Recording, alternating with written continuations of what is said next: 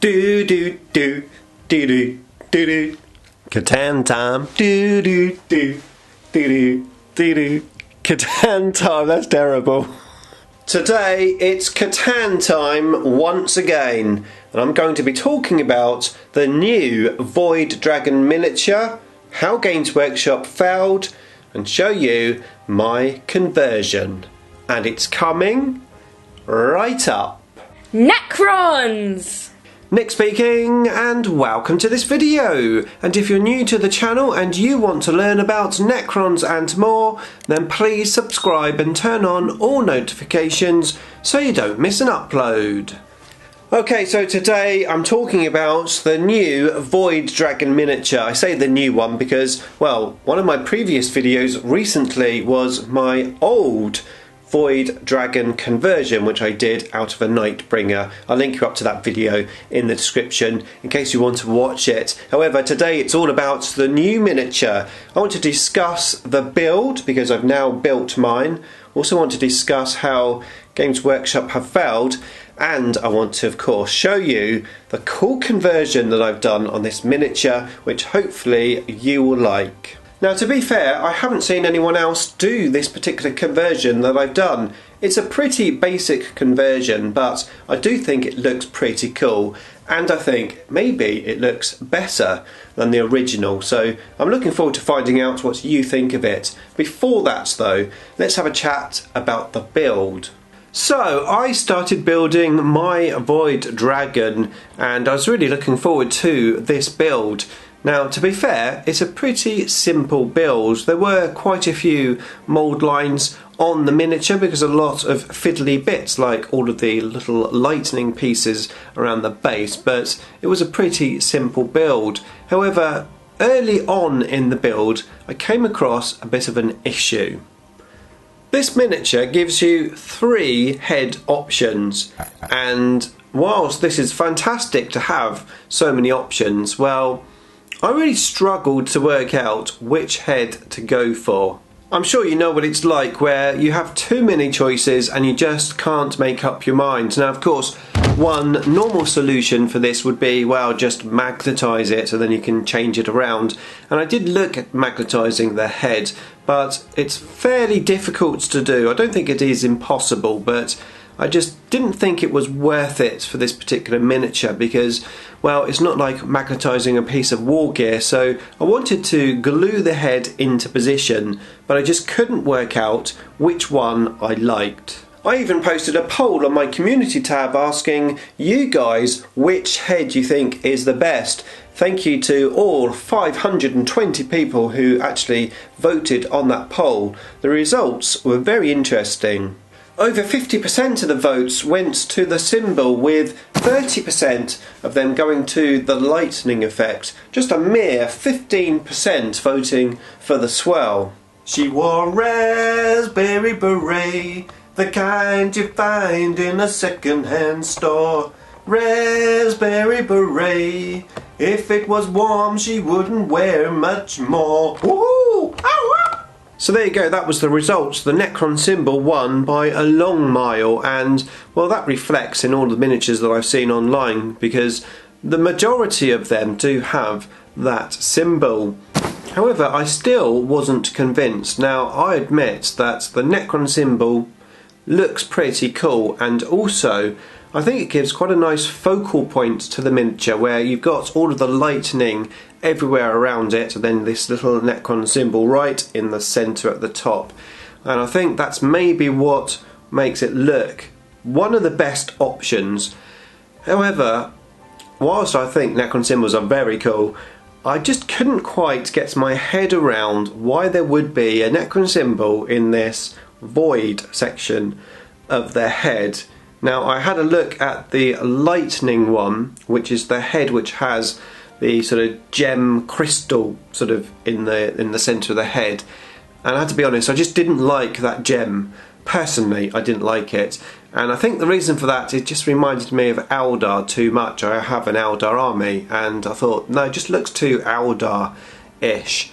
Now, I did consider trying to convert the head so I could have maybe the lightning from one and the void section on the other, but again, it just didn't seem to be worth the effort.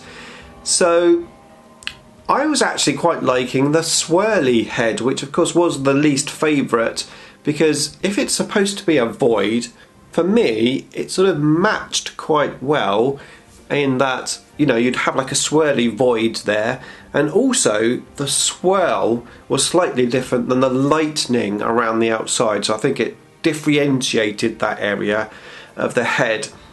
Plus, if it was the least popular choice, well, that means that not many people have gone for it, and it would make my model look a little bit different.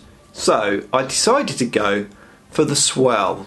So going back to the build, when I got to the head, I decided just to leave it because I thought that maybe when the model is completely built, well, I might be able to work out which head to go for because, well, it might just look a little bit better. However, I decided not to glue some of the model together for sub-assembly. So sub-assembly for painting purposes, of course. I'm not actually going to be able to show you the full model sort of glued together. I'm going to be able to hold it into place when I show you the conversion. You're going to be able to see the conversion pretty easily, but it's not glued together. Now, when it came to the conversion, as I said, it was a pretty minor conversion, but I think it really does change the pose of the model quite a bit. And it did involve some green stuff work, but like I said, I'm really happy with it. But before we show you the conversion, before I show you the conversion, who's we? It's just me here in my hobby room. Before I show you the conversion, well, there's something else that I want to talk about, and this is where we come to Games Workshop failing. Now, there's no doubt this miniature is awesome, and as I built it, I found more and more detail, like the canoptic creature, which is actually on the back of this miniature with the wings sort of intertwined with it. It was almost like the creature was the C'tan's wings. So I thought, this is very interesting, this miniature, and whilst I'm not really into the fluff, this miniature looks like something that I would actually like to read the fluff about. Why does it have this canoptic thing on its back? So I went to the codex to read the fluff. But there is no fluff for the Void Dragon in this book. Not only that, but almost all of the units no longer have any fluff. Now, I'm not a fluff bunny, but, well, that's disappointing even for me, because just a page of fluff would do me on a model. To be fair, I wouldn't necessarily need a whole novel, but just a few paragraphs explaining a little bit of the history of the model, especially when we've got brand new, awesome units. Why isn't there any fluff in this book? Now, I've heard that the Space Marine book also has a reduced amount of fluff, so maybe this is the way Games Workshop is going. But of course, a lot of people are into the hobby just for the fluff, so I don't know. What do you think? Less fluff? For me, that's only a bad thing, and I think that's definitely a Games Workshop foul. Now, to be fair, there was a post on the Warhammer community website about the miniature. There was a few little descriptions about things like the canoptic creature on its back. However, it wasn't a fluff post, it was literally just a description of the miniature. So I definitely think we were lacking here, not with just this miniature, but with all the other miniatures as well. I mean, what did you think of the fluff? Let me know in the comments box below. Anyway, with all that said and done, it is finally time to go table down and have a look at my conversion. And of course, don't forget to let me know what you think of it, and do you think it's better or worse than the original model? Here we go. Okay, so like I said, I've built this in sub-assembly for painting purposes. So I did the base, including the tail of the canoptic creature that's on the C'tan's back. This is not actually the C'tan's tail, which at first I thought it was. So anyway, I built all of the base, and I built the canoptic creature, which obviously sits on his back, as I said, and I've also built, well, I haven't built the wings because there was no building, but obviously I've cleaned all the mould lines off, and they are going to glue onto the miniature afterwards. No conversions there. However, this here is my conversion. Basically, it's this arm. So originally it comes down and the spear comes out, and I've twisted mine and put it in the upright position. I glued it into position. There was a few gluing points, but there were some big gaps. So I filled the gaps in with green stuff. I did 2 layers, the first sort of rough layer and then a tidy layer after that had all dried. And as you can see, there's my head with the swirl on. And I'm really happy with this. Now once it's on the actual model, which is a little bit difficult to do, but it's going to be roughly like that, but of course the wings as well, just on the back like so. So I'm thinking it looks very cool. I really like it. I think it helps with the model sort of sweeping up off the ground. You can almost say it's a Superman pose. But yeah, I really like it, and as I said, I haven't seen anyone else do it. It doesn't mean it's not been done, but I haven't seen anyone do it.